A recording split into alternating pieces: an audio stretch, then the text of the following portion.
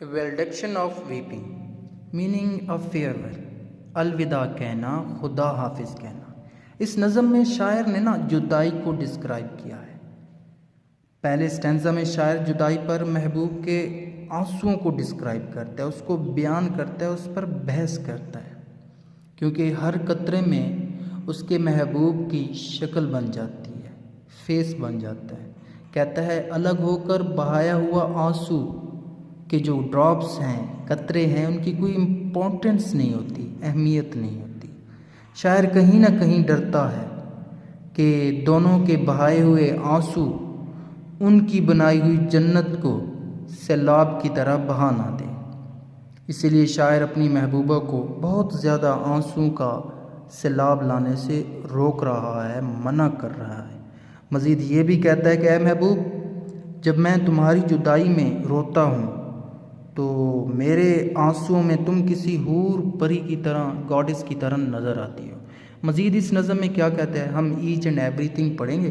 اگر آپ کو یہ نظم پڑھنے میں پسند آ رہی ہے، سمجھنے میں آپ کو سمجھ آ رہی ہے تو لائک کیجیے گا، سبسکرائب کیجیے گا، شیئر کرنا نہ بھولیے گا. لیٹ می پاور فورتھ، مجھے بہانے دو. کیا بہانے دو؟ My tears before thy face whilst I stay here. اپنے آنسو تمہارے سامنے جب تک میں یہاں ہوں. شاعر کہتا ہے مجھے اب بس آنسو بہانے دو تمہارے سامنے، جہاں پر تم کھڑی ہو، میری نظروں کے سامنے، کیونکہ تنہائی میں بہائے گئے آنسوؤں کی قیمت نہیں ہوتی، ویلیو نہیں ہوتی، قدر نہیں ہوتی. For thy face coins them and thy stamp they bear. کیونکہ تمہارا چہرہ آنسوؤں کو سکوں، کوئنز میں ڈھال دیتا ہے جن پر تمہاری سٹیمپ لگ جاتی ہے. thy stamp they bear. Okay, یہاں پر شاعر کہنا چاہتا ہے کہ تمہارا چہرہ آنسوؤں کو سکے بنا دیتا ہے، ان کو ویلیو دیتا ہے، ان کی قدر بڑھاتا ہے، قیمت بڑھاتا ہے. میرے آنسوؤں کے اندر تمہارے چہرے کا ریفلیکشن بھی نظر آتا ہے، یعنی جیسے کوئی کوئنز میں ریفلیکشن ہوتی ہے نا، ویسے ہی. And by this mintage they are something worth. اور اس سٹیمپ کی وجہ سے، اس مہر کی وجہ سے میرے آنسوؤں کی کوئی ویلیو ہو جاتی ہے، ان کی قدر، ان کی قیمت بڑھ جاتی ہے. یہاں پر شاعر کہہ رہا ہے کہ تمہارا خوبصورت چہرہ ہی وہ سٹیمپ ہے، وہ مہر ہے جو میرے گرتے ہوئے آنسوؤں کو قیمتی بنا دیتا ہے، مہنگا کر دیتا ہے، قدر بڑھا دیتا ہے. For thus they be pregnant of thee. تمہاری ریفلیکشن سے میرے آنسو بھر جائیں گے. Fruits of much grief they are emblems of more. یہ آنسو بہت گہرے غم کا فروٹ ہے، یعنی پھل یا ثمر ہے، اور مزید اور بڑھتے ہوئے غم کی علامت ہے، سمبل ہے. یہاں پر شاعر کہتا ہے کہ یہ جو غم میرے سامنے ہے وہ غم اب ڈیپ ہوتا جائے گا، اور یہ آنسو آنے والے غم کی علامت ہے، سمبل ہے. آگے when tears falls that thou falls which it bore. جو بھی آنسو گرتا ہے نا، ان آنسوؤں کے ساتھ تم بھی گرتی ہو، کیونکہ ہر ایک آنسو میں تمہاری شکل ہے. So thou and I are nothing then when on a diverse shore. diverse مختلف، پھر تو تم اور میں کوئی حیثیت نہیں رکھتے اگر ہم الگ الگ کنارے پر ہیں. یا یہاں پہ کہنا چاہتا ہے شاعر، ایک کام کی بات کرتا ہے کہ جب ہم جدا ہوں گے نا، تب نہ تو تمہارے آنسوؤں کی ویلیو ہے اور نہ ہی میرے آنسوؤں کی قدر ہوگی، کیونکہ الگ الگ ہوں گے. کس کو کیا پتا کب رو رہے ہوں گے محبت کی جدائی کو سرے بازار لے کر. آگے کہتا ہے آن اے راؤنڈ بال، ایک خالی گول گیند پر. یہاں پہ ڈن جو ہے، جان ڈن ہے، وہ کنسیٹ آف کارٹوگرافی استعمال کرتا ہے. A workman that hath copies by can lay, ایک نقشہ بنانے والا کاپیز بناتا ہے. And Europe, Africa and an Asia. اس خالی بال کے اوپر، وہ جو گول بات کی بات کی تھی نا، وہ کہتا ہے اس خالی بال کے اوپر نقشہ بنانے والا وہ مختلف کانٹیننٹس بناتا ہے، جس میں افریقہ ہوتا ہے، یورپ ہوتا ہے، ایشیا ہوتا ہے. آگے کہتا ہے and quickly make that which was nothing all, اور کتنی جلد وہ عام سی چیز کو خاص بنا دیتا ہے، یعنی وہ عام بال کو دنیا کے نقشوں کا خوبصورت گلوب بنا دیتا ہے۔ اب آگے کس طرح شاعر اپنی محبوبہ کو دل کی بات کہتا ہے وہ تھوڑا دلچسپ ہے۔ سو دوت ایچ ٹیئر، اسی طرح ہر آنسو، وچ دائے بوتھ ویئر، جس نے تمہیں پہن رکھا ہے، یعنی جس میں تمہاری شکل ہے۔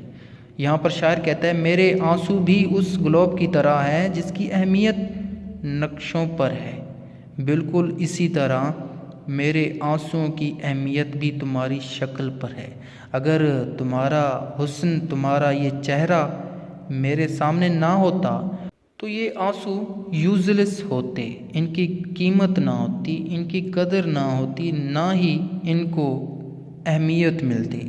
آگے کہتا ہے اے گلوب، یہ ورلڈ بائی دیٹ امپریشن گرو، ہاں یہ گلوب دنیا ہے، اس سے پتہ چلتا ہے ٹل thy tears mixed with mine do ever flow this world، کہ اس سے پتہ چلتا ہے کہ جب تمہارے آنسو میرے آنسوں سے مل جاتے ہیں تو اس دنیا کو بہا سکتے ہیں یا بہا دیں گے۔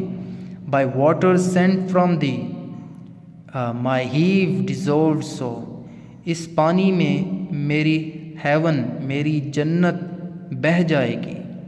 او مور دین مون، اے چاند سے بھی زیادہ خوبصورت، draw not up seas to drown me in thy sphere، پھر ایگزاجریشن کرتے ہوئے یہاں پر جان ڈن کہتا ہے ارے سمندر کی لہروں میں بونچال پیدا نہ کرو کہ میں ڈوب ہی جاؤں۔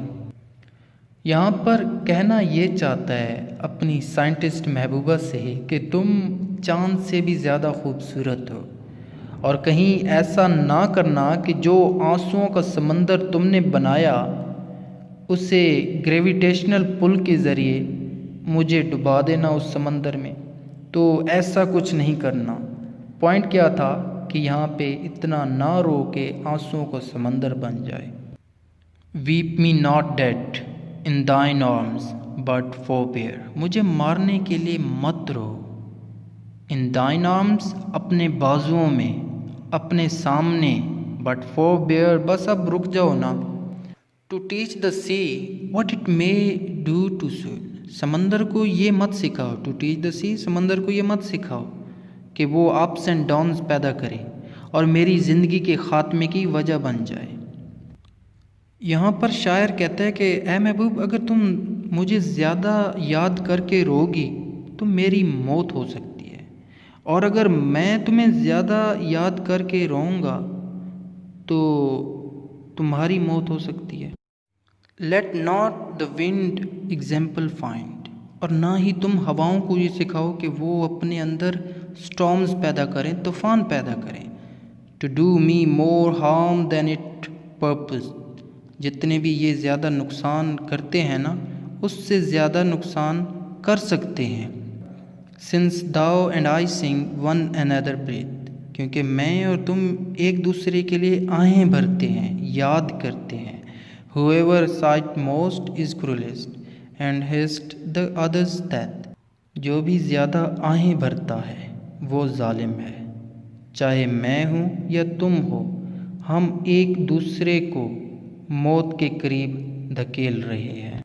تو یہ تھی ٹرانسلیشن اس ساری نظم کی۔ امید ہے یہ آپ کو پسند آئے گی، پسند آئے تو لائک کیجیے گا، سبسکرائب کیجیے گا، دوستوں کے ساتھ شیئر کیجیے گا۔ Thank you for watching this.